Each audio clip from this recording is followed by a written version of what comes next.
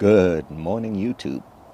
This one's in memorial to Kent State activists, students that were murdered by the National Guard in America.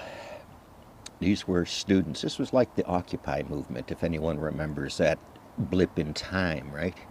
Only it was fighting the Vietnam War itself.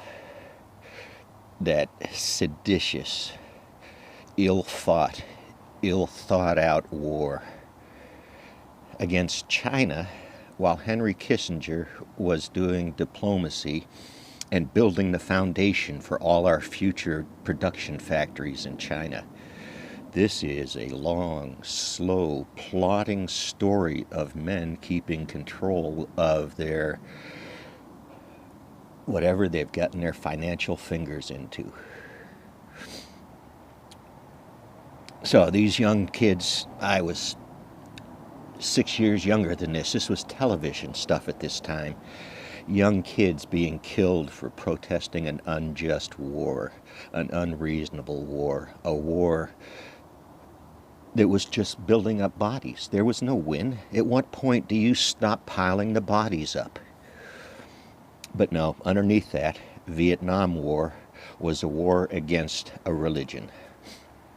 It was Laos, Cambodia, more bombs dropped on that. Now that wasn't in the news very much. More bombs were dropped in those countries than almost anywhere else in history. More than North Korea, that evil zot we were trying to destroy. We were bombing their temples, their communities. And China didn't care. China was watching and clapping and egging it on. This is how faith is treated out there in the real world. Because people of faith know it's a tool. So back to my intro to Vietnam. I sat for 4 years in the Marine Corps and I listened to veterans' stories. I heard these stories of whatever you haven't seen, the rest of the movies, the real life people that went out there and did these things day after day, that came back as wounded pieces of humanity, that came back crippled, burnt with Agent Orange and chemicals that we've forgotten about now. We'll do it again. That's how wealth is. Wealth writes history.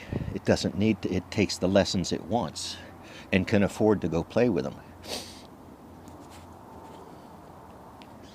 So to my Kent State, to our Kent State, teenagers trying to change the world. That's just more of what's out history. History beyond the shallow shit we get on TV.